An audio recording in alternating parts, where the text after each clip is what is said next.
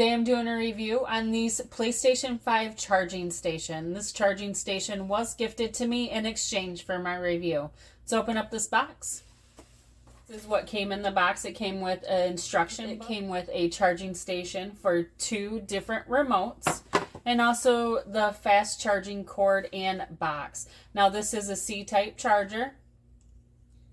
And you just stick it in there and it plugs into the wall, and in 2 hours you are fully charged. This charging unit is that it has this extra little chip in it that helps it so it will never get an over voltage, overheating, just overcharging. It will stop it and it will protect your PlayStation 5 controller. It does take about 2 hours to fully charge, but that's quite a fast charging for having a dead controller.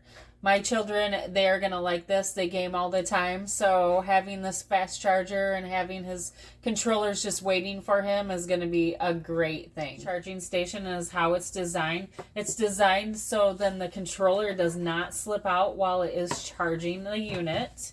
And it's so easy to put these in and to charge it.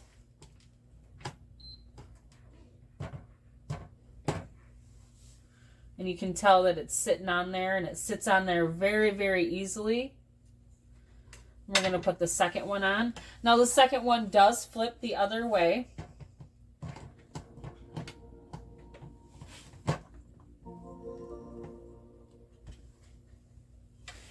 And you can see that they're both are sitting on there very, very nicely.